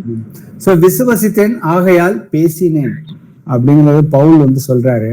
அப்ப நாமளும் வந்து இயேசு கிறிஸ்துவை அந்த ஒரு எளிமையான அந்த சுவிசேஷத்தை, இந்த எளிமையான சுவிசேஷத்தை நான் போய் மற்றவர்கள்ட்ட போய் சொல்லவில்லை என்றால் அது எனக்கு ஐயோவென்று பவுல் வந்து சொல்லியிருக்கிறாரு. நான் இன்னைக்கு பாவத்திலிருந்து விடுதலை அடைவது எப்படி அடைவது, பாவத்திலிருந்து மன்னிப்பு எப்படி பெற முடியுங்கிறது இன்னைக்கு உலகத்துல இருக்கிற மக்களுக்கு தெரியவே தெரியாது. கிறிஸ்தவர்களுக்கு கூட வந்துட்டு இன்னும் வந்து நிறைய முழுமையாக தெரியாது. ஏன்னா இன்னைக்கு அநேக கிறிஸ்தவர்கள் வந்துட்டு நான் ஞானஸ்தானம் எடுத்துட்டேன், என் பாவங்கள் எல்லாம் மன்னிக்கப்பட்டுருச்சுன்னு சொல்லி இன்னைக்கு நிறைய பேர் வந்துட்டு இருளில் வாழ்ந்து கொண்டு இருக்கிறார்கள். ஆனா கர்த்தர் சொல்லியிருக்காரு 1 யோவான் 1:9 நம்முடைய பாவங்களை நாம் அறிக்கையிட்டால், ஏன்னா பேதுரு வந்துட்டு தன்னுடைய கால்களை கழுவ வரும் பொழுது அவர் போய் தடுக்கிறாரு, என்னுடைய கால்களை நீங்க கழுவக்கூடாது அப்படின்னு சொல்றப்ப, நான் உன்னை கழுவாவிட்டால் என்னிடத்தில் உனக்கு பங்கு இல்லைன்னு சொன்னதுக்கு அப்புறம் நீங்க வந்துட்டு என்ன கால்களை மாத்திரமல்ல என்னுடைய சரீரம் முழுவதும் கழுவுங்கள் அப்படின்னு கர்த்தர்கிட்ட சொல்றாரு. அவர் சொல்றாரு, முழுகினவன் தன்னுடைய கால்களை மாத்திரம் கழுவினால் போதும். அப்ப தன்னுடைய கால்களை மாத்திரம் கழுவினால் போதும் அப்படிங்கிறதுக்கு பாத்தீங்கன்னா நாம அனுதினமும் வீட்டுக்கு வெளியில போயிட்டு நம்முடைய வேலைகளை முடித்து நாம மறுபடியும் வீட்டுக்கு வரும் பொழுது முதல்ல நாம வந்துட்டு வழக்கமா செய்யற முதல் காரியம் வந்து பாத்தீங்கன்னா நம்மளுடைய வீட்டுக்குள்ள வந்தோடனே நம்மளுடைய பாதங்களை வந்துட்டு தண்ணி ஊத்தி கழுவோம். ஏன்னா தூசி அழுக்குகள் ஏதாவது இருக்கும், அது நம்ம வீட்டுக்குள்ள கொண்டு வர வேணாம்னு சொல்லிட்டு நம்ம வந்துட்டு கழுவோம். அதே போலதான் இன்னைக்கு கர்த்தராகிய இயேசு கிறிஸ்துவை சொந்த இரட்சகராக ஏற்றுக்கொண்டு நம்முடைய பாவங்கள் கழுவப்பட்டும் நாம அனுதினமும் மாமிசத்துல வாழ்கிற பிள்ளைகளாக இருக்கும் பொழுது நாம ஏதாவது ஒரு காரியத்துல நம்முடைய சிந்தனையினாலேயோ நம்மளுடைய வார்த்தையினாலேயோ நம்மளுடைய செய்கைகள் மூலியமாக ஏதாவது ஒரு கர்த்தருக்கு விரோதமான காரியங்களை நாம் செய்திருந்தால் நாம அனுதினமும் வந்துட்டு நம்மளுடைய பாவங்களை அறிக்கையிட வேண்டும். ஏன்னா கோபம் கொண்டாலும் பாவம் செய்யாதிருங்கள், சூரியன் அஸ்தமிக்கிறதற்கு முன்பாக உங்கள் கோபம் தனிய கடவதாக. அப்போ உங்கள் கோபம் வந்து தனிய கடவதாக என்றனாக்க நம்ம வந்துட்டு கோபம் வந்துருச்சுனாக்க அதுல வந்து பாவத்துல விழுந்துட்டோம்னாலும் உடனே வந்துட்டு மனம் மாறுவதற்கு ரெடியாக இருக்க வேண்டும். அப்படி இல்லைனாக்கா அடுத்த வசனம் பாத்தீங்கன்னாக்க பிசாசானவனுக்கு இடம் கொடாமல் இருங்கள் வந்து வசனம் வந்து சொல்லுகிறது. இதுவும் எபேசியர் 4வது அதிகாரத்தில் இருக்கிற வசனம். அப்ப நாம கோபத்துல தொடர்ந்து நிலைச்சு நீடித்து போய்கிட்டே இருந்தோம்னாக்க பிசாசானவனுக்கு நாம ஏதாவது ஒரு பகுதியில நாம அவனுக்கு இடம் கொடுத்தோம் என்றால் அவன் நம்மை எளிமையாக மேற்கொண்டு விடுவான். சோ அவன் நம்மளை மேற்கொண்டு விட்டான் என்றால் நாம வந்து மனம் திரும்புவதற்கு கடினம் உள்ளவர்களாக ஆகிவிடுவோம்.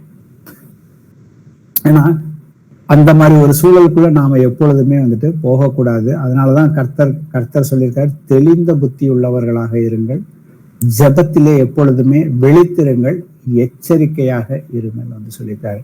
அப்ப நம்மளுடைய விசுவாசத்தை குறிச்சு அந்த சுவிசேஷத்தை மற்றவர்கள்ட்ட போய் நாம சொல்ல வேண்டும். ஏன்னா இன்னைக்கு நாங்க அடிக்கடி இங்க வந்து பிரதர்ஸ் வந்துட்டு ஹாஸ்பிட்டல் விசிட்டுக்கு போவோம். அங்க போகிறப்ப அநேக ஹிந்துக்களை தான் நாங்க வந்துட்டு சந்திக்கிறதுக்கு வாய்ப்பு கிடைக்கும். அப்ப அவர்கள்ட்ட கேட்கக்கூடிய ஒரே கேள்வி வந்துட்டு, உங்க பாவங்களுக்கு, நம்ம பாவம் செய்வது சகஜம்தான், அந்த பாவத்திலிருந்து மனம் திரும்பாமல் இருக்கும் பொழுதுதான் நமக்கு ஏதாவது ஒரு கடினமான ஒரு பெரிய வியாதிகள் நமக்கு வந்து இங்க ஆஸ்பத்திரியில வந்து படுத்திருக்கிறோம். நாம பாவத்திலிருந்து மனம் திரும்பி நாம மன்னிப்பு கேட்டோம்னாக்க, கர்த்தராகி இயேசு கிறிஸ்து உங்களுக்காக உங்க பாவங்களுக்காக மரித்திருக்கிற அவர்கிட்ட மன்னிப்பு கேட்டீங்கன்னாக்க உங்களுக்கு பாவத்திலிருந்து மன்னிப்பும் கிடைக்கும். அதே போல நோயிலிருந்தும் விரைவாக சில நேரத்துல உடனடியாகவும் நமக்கு விடுதலை கிடைக்கும்னு அவர்களுக்கு அப்பதான் பாவத்திலிருந்து நமக்கு ஒரு மன்னிப்பு வந்து இயேசு கிறிஸ்துவிடம் தான் இருக்குதா அப்படிங்கிறது வந்துட்டு அவர்கள் வந்துட்டு சிந்திக்கிறதுக்கு அப்பதான் அவங்களுக்கு வாய்ப்பே கிடைக்குது. ஏன்னா அவர்களும் வந்துட்டு 33 கோடி கடவுள்கள்ல 10 கடவுள்களோட 11வது கடவுளா தான் வந்துட்டு இயேசு கிறிஸ்துவை வைத்திருக்கிறார்கள். நாங்க கடந்த வாரம் வந்துட்டு ஒரு கிராமத்துக்கு போய் ஒரு வீட்டுல போய் சுவிசேஷம் அவர்களே வந்துட்டு எங்களை அழைத்திருந்தார்கள். வேறொரு சந்தர்ப்பத்துல இன்னொரு சகோதரர் மூலியமாக அவர்களுக்கு போன் மூலியமா ஜெபம் செய்த போது அவங்களுடைய கால்ல வந்துட்டு ஒரு மாற்றத்தை வந்துட்டு அவர்கள் பார்த்தாங்க. கால் நடக்க முடியாம சோர்வா இருந்துச்சு, வலியா இருந்துச்சு. ஆனா உடனே இன்ஸ்டன்டா ஒரு சேஞ்ச் வந்ததுக்கு அப்புறம் நீங்க எங்க வீட்டுக்கு வந்துட்டு எங்களுக்கு வந்துட்டு இயேசு கிறிஸ்துவை பத்தி சொல்லுங்க அப்படின்னு சொன்னப்ப அவங்க வீட்டுக்கு போய் அவங்க பையன் ஒரு நிறைய பேர் வேலைக்காரவங்க எல்லாம் இருந்தாங்க. அவங்களுக்கு அந்த சத்திய சுவிசேஷத்தை சொல்லி நீங்க மனம் திரும்புங்க அப்படின்னு சொல்லிட்டு ஒவ்வொருத்தருக்கும் நாங்க ஜெபம் பண்ணப்ப எல்லாருக்குமே கர்த்தர் வந்துட்டு இன்ஸ்டன்டா வந்துட்டு அவங்க வலி வேதனைகள்ல இருந்து விடுதலையை வந்துட்டு கொடுத்தாரு. கொடுத்ததுக்கு அப்புறம் அதுல இருந்து ஒரு ஹிந்து வந்துட்டு நான் இப்ப வந்துட்டு இயேசு கிறிஸ்துவ நம்புறேங்க அப்படின்னு. ஆனா அவருக்கு முழுமையா வந்து சுகம் அடையாம இருந்துச்சு. ஆனா முக்காவாசி வலி வந்து அவரை விட்டு போயிருச்சு. அப்ப இயேசு கிறிஸ்துவ நீங்க நம்புறேன்னா எப்படிங்க அப்படின்னு கேட்டப்ப அவரே நான் வந்து கடவுளா ஏத்துக்கிறேன் அப்படின்னாக்கா அப்ப 10 11 வச்சுக்குவீங்களான்னு கேட்டப்ப ஆமாங்க அதே மாதிரிதாங்க அப்படின்னு சொன்னப்ப இல்லைங்க நீங்க இவர் ஒருத்தர் தான் தேவன், வேற யாருமே தேவன் கிடையாது அப்படிங்கிறத நீங்க முழுமையா விசுவசிக்கணும். அப்படி விசுவசித்தால் மட்டுமே உங்களுக்கு வந்துட்டு இந்த முழுமையான சுகம் கிடைக்கும். ஏன்னா கர்த்தர் உடனே உங்களுக்கு சுகத்தை கொடுத்துட்டார். எவ்வளவு 5 மாதம் 6 மாதமாக இருந்த வழியில ஒரு முக்காவாசி வழி வெளியில போயிருச்சு. 10வது அவர் கையில வந்து ஒரு கயிறு கட்டியிருந்தார். இந்த கயிறை எடுங்கன்னு சொன்னப்ப அவர் எடுப்பதற்கு ரொம்ப போராட்டம் பண்ணார். இதுல ஒண்ணுமே கிடையாதுங்க, நான் வந்து குடிக்காம இருக்கிறதுக்காக தான் வந்துட்டு இந்த கயிறு கட்டி இருக்கிறேன், அதை நான் எடுத்துட்டா நான் குடிச்சிருவேன்னு சொன்னாரு. இல்ல நீங்க வந்துட்டு அந்த கயிறை எடுங்க அப்புறம் பாருங்க. ஏன்னா பக்கத்துல இருந்த ஒரு அம்மா வந்துட்டு அந்த கையில இருந்த கயிறை எடுத்த உடனே அவங்களுக்கு ஜெபம் பண்ணனே முழுமையான சுகம் வந்து அவர்களுக்கு வந்து கிடைத்தது. அதுக்கப்புறம் அந்த சகோதரன் அந்த கயிறை எடுத்தாரு, அவருக்கு ஜெபமே பண்ணல, இப்ப நீங்க நடந்து பாருங்கன்னு சொன்னப்ப 100% அவருக்கு வந்துட்டு வலி வந்துட்டு அவரை விட்டு வந்து வெளியில போனது. அப்ப அந்த இடத்துல கர்த்தருடைய நாமம் வந்துட்டு மகிமைப்பட்டது. அவர்களும் வந்துட்டு அந்த நற்செய்தி பாவத்திலிருந்து எப்படி விடுதலை ஆக முடியும் அப்படிங்கிற அந்த நற்செய்தியை வந்துட்டு அவர்கள் முழுமையாக பெற்றுக்கொண்டார்கள். அதுக்கு அடுத்த நாள் பாத்தீங்கன்னா அவங்க சைட்ல இருந்தே ஒரு அப்டேட் வந்துச்சு, எங்களுக்கு இப்ப உடம்பு எல்லாம் நல்லா இருக்குது. ஏன்னா அவங்க வந்து சுகம் ஆகிறதுக்கு முன்னாடி ஒரு ப்ராமிஸ் வந்து பண்ணாங்க, எங்களுக்கு சுகம் ஆச்சுனாக்க நாங்க இயேசு கிறிஸ்துவை நாங்க வந்துட்டு ஏற்றுக்கொண்டு நாங்க இன்னும் அநேகரை வந்துட்டு நாங்க வந்துட்டு கண்டிப்பா வந்துட்டு இந்த இதுல வந்துட்டு கொண்டு வருவோம் அப்படின்னு சொல்லி அவங்க ஒரு வாக்குத்தத்தம் பண்ணி கொடுத்தாங்க. அவங்க வந்துட்டு சுகம் ஆகிறதுக்கு முன்னாடியே கர்த்தர் அதே போல அவங்களுக்கு வந்துட்டு ஒரு அதிசயத்தை வந்து செய்தார். சோ இந்த எளிமையான சுவிசேஷத்தை நாம வந்துட்டு கொண்டு போய் சேர்க்கணும்னாக்க அதற்கு முதல்ல வந்துட்டு நாம வந்துட்டு தேவனுடைய வசனத்தின் மீது வந்துட்டு நம்பிக்கை வைக்க வேண்டும். நாம வந்து காண்கிறத வந்துட்டு நம்ப இல்லாமல் காணாததை நம்ப வேண்டும். ஏன்னா ஒருத்தருக்கு நோய் இருக்கும் பொழுது கண்டிப்பா ஜெபம் பண்ணோம்னாக்கா அங்க வந்துட்டு நம்முடைய வல்லமையில எதுவுமே நடக்கல. தேவன் தந்த அந்த வாக்கு தத்தங்கள் அவருடைய தழும்புகளால், ஏன்னா ஏசாயா 53 படிச்சு பார்த்தோம்னா அவர் நம்மளுடைய மீறுதல்கள் நிமித்தம் நம்முடைய பாவங்களை அவர் வந்துட்டு தம்முடைய சரீரத்துல வந்து சுமந்தார், அவருடைய சரீரம் வந்து கிழிக்கப்பட்டது, அவருடைய தழும்புகளால் குணமாகிறோம். ஆனா 1 பேதுரு 2:24 அவருடைய தழும்புகளால் குணமானீர்கள்னு சொல்லியிருக்க அந்த வசனத்தின் மீது நாம வந்துட்டு நம்பிக்கை வைக்க வேண்டும். நீங்க போய் அதை நாம வந்துட்டு கண்டிப்பா வந்துட்டு ஒருத்தருக்கு சுவிசேஷத்தை சொல்லியோ இல்ல இயேசு கிறிஸ்துவை அறியாதவர்களுக்கு ஜெபம் பண்ணினதுக்கு அப்புறம் கர்த்தர் வந்து சுவிசேஷத்தை சொல்வதற்கு அங்க வாய்ப்பு கதவை வந்துட்டு திறந்து கொடுக்குறாரு. அப்ப நாம வந்து தைரியமா வந்துட்டு அவர்களுக்காக ஜெபம் பண்ணி உங்களுடைய சரீரத்துல மாற்றம் வந்திருக்குதா அப்படிங்கிறத நாம வந்து அவர்களுக்கு காண்பித்து கொடுத்து, ஏன்னா தேவனுடைய ராஜ்யம் பேச்சிலே மாத்திரமல்ல பலத்திலே இருக்குதுன்னு வந்து கர்த்தர் வந்து சொல்லியிருக்கிறாரு. நமக்கு எப்பொழுதுமே வந்துட்டு நம்மளுடைய நம்பிக்கை வந்துட்டு நங்கூரத்தை போல வந்துட்டு இருக்க வேண்டும். இது கண்டிப்பா வந்துட்டு தேவன் வந்து செய்வார். ஏன்னா அப்போஸ்தலர்கள் எப்படி செய்தார்களோ அதே போலதான் நாமும் செய்யணும். அப்போஸ்தலர்கள் எப்படி செய்தார்கள், இயேசு கிறிஸ்து எப்படி செய்தாரோ அதே போலதான் வந்துட்டு அவர்களும் வந்து செய்தார்கள். ரோமர் 1:16 வாசிக்கிறேன். கிறிஸ்துவின் சுவிசேஷத்தை குறித்து நான் வெட்கப்படேன். முன்பு யூதரிலும் பின்பு கிரேக்கரிலும் விசுவாசிக்கிறவன் எவனோ அவனுக்கு ரட்சிப்பு உண்டாவதற்கு அது தேவ பலனாய் இருக்கிறது. ஆமென். ஆமென். இன்னைக்கு அநேக கிறிஸ்தவர்களுக்கு வந்துட்டு ஒரு பிரச்சனையுமே இல்ல, நாங்க சந்தோஷமாக இருக்கிறோம் அப்படின்னு யாராவது சொன்னாங்கன்னா எப்படி நிதானிச்சு பார்த்தோம்னாக்கா அவங்க வந்துட்டு ஆவிக்குரிய எந்த ஒரு யுத்தத்திலையுமே வந்துட்டு அவர்கள் வந்து பங்கு பெறாமல் தான் இருக்கிறார்கள். நான் அவர்கள் வந்து குளிரும் இல்லாமல் அனலும் இல்லாமல் இருக்கிறார்கள். எப்படி வந்து கர்த்தர் வந்துட்டு லவோதிகா சபையை பார்த்து சொன்னாரோ அதே போலதான் அவர்கள் எல்லோருமே இருக்கிறார்கள். அவர்கள் ஞாயிற்றுக்கிழமை மட்டும் ஆராதனை செய்துவிட்டு தங்களுக்கு முடிந்த அளவுக்கு யாருக்காவது வந்துட்டு ஏதாவது காசு பணம் உதவிகளை செய்து ஏழைகளுக்கு உதவி, ஏன்னா கர்த்தர் வந்துட்டு மத்தேயு 25வது அதிகாரத்துல எப்படி வந்துட்டு வெள்ளாடையும் செம்மறியாடையும் வந்து அவர் பிரிச்சு, நான் வியாதியாக இருந்தேன், என்னை வந்து பார்க்க வந்தீர்கள், எனக்கு உதவி செய்தீர்கள் அப்படின்னு வந்துட்டு நிறைய விஷயங்கள் அங்க சொல்லுகிறார்களோ. இன்னைக்கு அநேக கிறிஸ்தவர்கள், குறிப்பாக ரோமன் கத்தோலிக்கர் இருக்கிறவர்கள் எல்லோருமே வந்து இன்னைக்கு ரோமன் கத்தோலிக்கர்கள், மற்ற கிறிஸ்தவர்கள் எல்லோருமே கர்த்தர் வந்துட்டு இதை தானே செய்ய சொன்னாரு, நான் வந்துட்டு ஏழைகளுக்கு உதவி செய்வேன் அப்படின்னு சொல்லி கர்த்தர் வந்து சொன்ன விஷயமே வந்துட்டு, அவர் யார் யாரெல்லாம் கர்த்தராக இயேசு கிறிஸ்துவின் ஞானஸ்தானம் எடுத்திருக்கார்களோ நற்கிரிகளை செய்வதற்கு அவர் ஏற்கனவே ஆயத்தப்படுத்தியிருக்காருன்னு போட்டிருக்கு. அப்ப பிசாசின் கண்ணியில பிடிப்பட்டவர்கள், நோயாளிகளுக்கு டாக்டர் மூலியமாக விடுதலை கொடுக்கறது வந்துட்டு கர்த்தருடைய சித்தமா அப்படிங்கிறத சிந்திச்சு பார்க்கணும். ஏன்னா அவர் நமக்கு வானத்திலும் பூமியிலும் எல்லா அதிகாரங்களும் எனக்கு கொடுக்கப்பட்டிருக்கிறது, இதோ நீங்க போய் உலகத்துல போய் நீங்க வந்து சுவிசேஷத்தை அறிவியுங்கள்னு வந்துட்டு சொல்லியிருக்கிறாரு. அப்ப அங்க போய் சுவிசேஷத்தை அறிவிக்கும் பொழுது அங்க வந்து கர்த்தர் வந்துட்டு பிசாசின் பிடிப்பட்டவர்களை விடுதலை ஆக்குறாரு, நோயிலிருந்து விடுதலை கொடுக்கிறாரு. அப்ப இந்த விஷயங்களை நாம வந்துட்டு பிராக்டிக்கலா வந்துட்டு நாம செய்து காட்ட வேண்டிய பொறுப்பு நாம ஒவ்வொருத்தர்கிட்ட இருக்குது அப்படிங்கிறத. ஏன்னா இதுதான் வந்துட்டு ஒரு கிறிஸ்தவனுடைய அடையாளம். இதைதான் வந்து பவுலும் பர்னபாவும் போய் செஞ்சப்ப, இதோ உலகத்தை கலக்குகிறவர்கள் வந்துட்டு இங்கே வந்திருக்கிறார்கள்னு சொல்றப்ப, அதே போலதான் நாமளும் வந்துட்டு உலகத்தை கலக்குகிறவர்களாக இருப்பதற்கு முயற்சி செய்கிறோமா இல்லையா அப்படிங்கிறத நாமே வந்துட்டு சிந்தித்து பார்க்க வேண்டும். ஏன்னா கிறிஸ்து லூக்கா 24 சொல்லியிருக்கபடி கடைசியா 46 48 வரைக்கும் பாத்தீங்கன்னாக்க, கிறிஸ்து பாடுபடவும் 3ஆம் நாளில் மரித்தோரிலிருந்து எழுந்திருக்க வேண்டியதாய் இருந்தது, அன்றியும் மனம் திரும்புதலும் பாவ மன்னிப்பும் ஜெருசலேம் தொடங்கி சகல தேசத்தாருக்கும் அவருடைய நாமத்தினாலே பிரசங்கிக்கப்படவும் வேண்டியது, நீங்கள் இவைகளுக்கு சாட்சிகளாய் இருக்கிறீர்கள். இன்னைக்கு நான் வந்துட்டு சாட்சியாக இருக்கிறேனா கர்த்தருக்கு, நான் கர்த்தருக்கு சாட்சியாக இருக்கிறேனாக்க அந்த இடத்துல என்ன ஆகுதுனாக்கா, பிசாசினுடைய ராஜ்யம் வந்துட்டு கவிழ்க்கப்பட்டு கொண்டிருக்கிறது. பிசாசினுடைய ராஜ்யத்தில் இருக்கிற பிள்ளைகள் வந்து எல்லோருமே தேவனுடைய ராஜ்யத்துக்குள்ளாக அனுதினமும் வந்து சேர்த்து கொள்ளப்படுகிறார்கள். அதற்குரிய காரியத்துல நான் வந்து முழுமையாக என்னை வந்துட்டு ஈடுபடுத்தி கொண்டிருக்கிறேனா இல்லையாங்கிறத சிந்தித்து பார்க்க வேண்டும். 2 தீமோத்தேயுல 1 அதிகாரத்துல 11-12 வாசிப்போம். அதற்கு நான் பிரசங்கியாகவும் அப்போஸ்தலனாகவும் புறஜாதியருக்கு போதகனாகவும் நியமிக்கப்பட்டேன். அதன் நிமித்தம் நான் இந்த பாடுகளை அனுபவிக்கிறேன். ஆயினும் நான் வெட்கப்படுகிறதில்லை, ஏனென்றால் நான் விசுவசிக்கிறவர் இன்னார் என்று அறிவேன். நான் அவரிடத்தில் ஒப்பு கொடுத்ததை அவர் அந்நாள் வரைக்கும் காத்து கொள்ள வல்லவராய் இருக்கிறார் என்று நிச்சயித்தும் இருக்கிறேன். அப்ப பவுல் வந்து சொல்லுகிறார், நான் வந்து சுவிசேஷத்தை குறித்து என்னைக்குமே வந்துட்டு வெட்கப்படுகிறதே இல்லை அப்படின்னு சொல்லியிருக்கிறாரு. அதே போலதான் நாமும் வந்துட்டு இருக்க வேண்டும். ஏன்னா கிறிஸ்து எனக்குள்ள இருக்கிறாருன்னா எனக்கு எல்லா ஆவிக்குரிய சகல ஆசீர்வாதங்களும் எனக்கு வந்துட்டு இருக்கிறது அப்படிங்கிறத நிதானித்து பார்க்க வேண்டும். அதை நாம விசுவசிக்க வேண்டும், அதை நாம வந்துட்டு நம்ப வேண்டும். அப்படி நம்ம நம்பிக்கை இருந்தாக்க நாம அவருடைய அந்த வல்லமையில, கர்த்தருடைய வல்லமையில வந்துட்டு நாம வந்துட்டு நடக்கிற பிள்ளைகளாக வந்து இருப்போம். 1 யோவான்ல 4வது அதிகாரத்துல 14-15 வாசிப்போம்.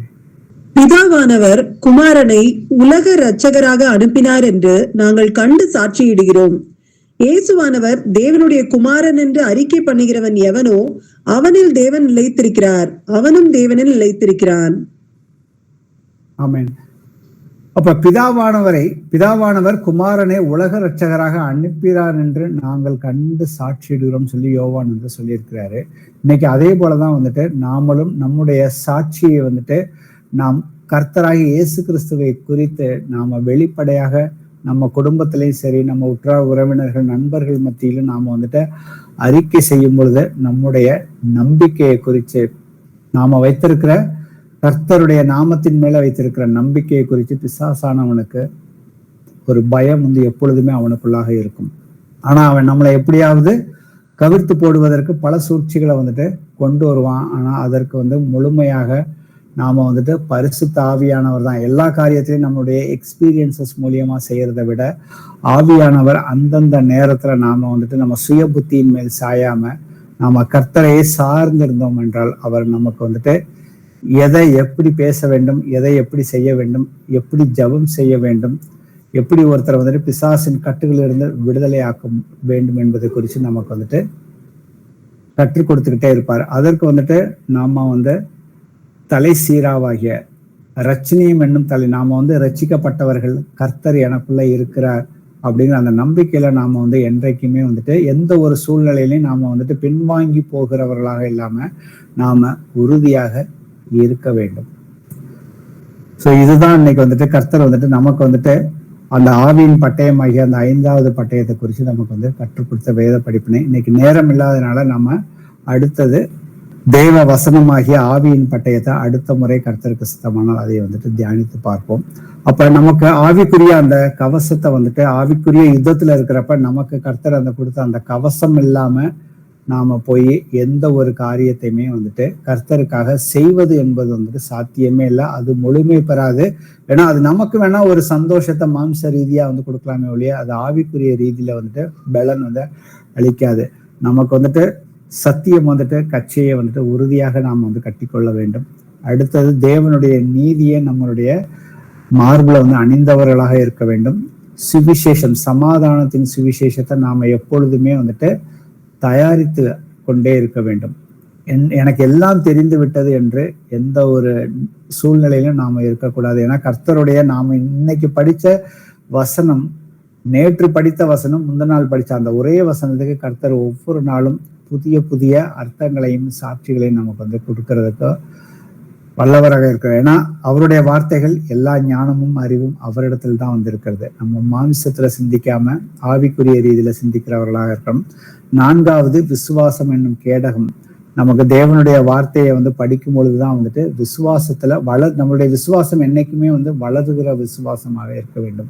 ஏன்னா நீதி உள்ளவன் நீதி செய்யட்டும், இன்னும் பரிசுத்தம் உள்ளவன் இன்னும் பரிசுத்தமாக இருக்கட்டும் சொல்லியிருக்காரு. அந்த பரிசுத்தத்துல நாம நிலைத்து இருக்க வேண்டும் என்றால் நம்முடைய விசுவாசம் வளருகிற விசுவாசமாக இருக்க வேண்டும். அப்பொழுதுதான் வந்துட்டு பிசாசானவன் எரிகிற எல்லா பொய்களையும் நாம வந்துட்டு மேற்கொள்ள முடியும். இந்த உலகத்துல நாம வந்துட்டு வஞ்சிக்கப்பட்ட உலகமாக இருக்கிறது. அதற்குள்ள கர்த்தர் நம்மளை வைத்திருக்கிறார் என்றால் அவருடைய நாமத்துக்கு மகிமை செலுத்த வேண்டும் என்றால் நாம விசுவாசத்துல வளர்கிற பிள்ளைகளாக இருக்க வேண்டும். அடுத்த காரியம் இன்னைக்கு பார்த்தது வந்துட்டு ரட்சணியம் என்னும் தலை சீராவையும். அப்ப என்னுடைய அடையாளம் என்ன, கர்த்தருக்குள்ள என்னுடைய நம்பிக்கை என்ன, அதுல நாம உறுதியாக இருந்தோம் என்றால் நம்மளால வந்துட்டு நம்மளுடைய மனதை வந்துட்டு முழுமையாக பாதுகாக்க முடியும். நம்மளுடைய மனதை பாதுகாக்க முடியும். ஏன்னா மனதை நாம வந்துட்டு பாதுகாக்க வேண்டும் என்றால் நமக்கு 1000 எண்ணங்கள் ஒரு நாளைக்கு வந்து சென்று கொண்டிருக்கும். அந்த எண்ணங்கள் தான் செயல் வடிவமாக மாறுகிறது. அந்த செயல் வடிவங்கள் நாம என்னென்ன செயல்கள் செய்யறோமோ அது கர்த்தருக்கு சித்தமானதா இல்லையா அப்படிங்கிறத எப்படி நாம வந்துட்டு பகுத்தாராய முடியும். அந்த சத்தியத்துல தான் வந்துட்டு நாம வந்துட்டு பொய்யை வந்துட்டு கண்டுபிடிக்க முடியும்.